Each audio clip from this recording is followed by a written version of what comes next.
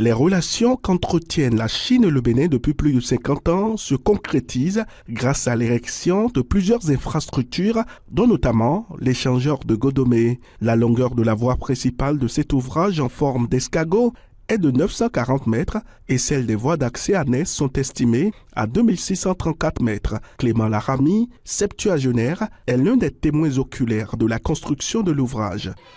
Godomé n'avait pas des routes assez larges que celles que nous avons maintenant. C'est à l'arrivée de l'échangeur que le président d'alors a essayé de reculer un peu les gens. Évidemment, moyennant quelque chose, on ne les a pas reculés pour rien. On a reculé les gens pour qu'on puisse avoir double voie qui donne accès à l'échangeur pour tomber sur Cotonou.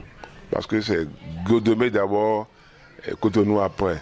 Le président Yahi Boni n'a pas laissé les gens comme ça. Il a essayé de dédommager tous ceux qui sont dans l'emprise des voies. Et tout le monde était content. Une fois, deux fois, trois fois. Si le recul tombe sur un puits chez toi, on dédommage. Si le recul tombe sur un tombeau chez toi, on dédommage. Tout le monde était content.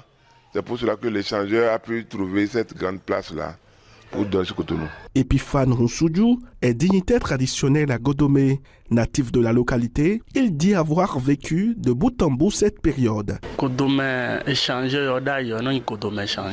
À l'époque, on parlait de Godomé Carrefour et non de l'échangeur de Godomé. Tous ceux qui traversaient le Bénin devraient absolument passer par ce carrefour.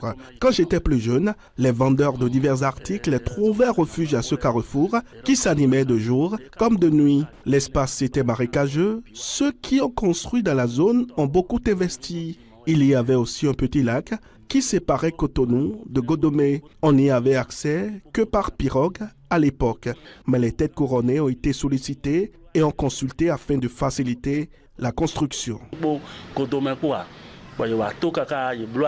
L'ouvrage a été conçu dans un schéma qui vise à supprimer tous les conflits de circulation et à séparer le trafic principal du trafic motocycliste porté par des voies latérales. C'est une construction aux normes, fait savoir le sage qui salue le travail architectural de l'entreprise chinoise. Les Chinois ont fait un travail excellent.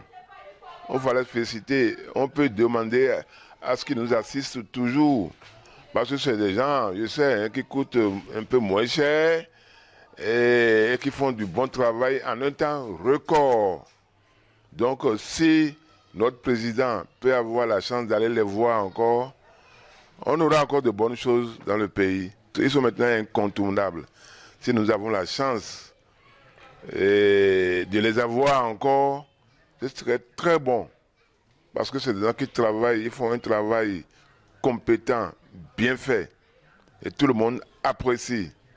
Si vous voulez quelque chose de très bon, appelez les Chinois seulement. C'est ici, à Godomé, dans la commune d'Abomey-Calavi, où est érigé le plus grand échangeur du Bénin, fruit de la coopération entre la Chine et le Bénin, vieille de plus de 50 ans. D'autres infrastructures sont à l'actif de cette coopération sino-béninoise, à savoir le stade général Mathieu Kérékou, le palais des congrès, le ministère des Affaires étrangères, le lycée d'amitié sino-béninoise.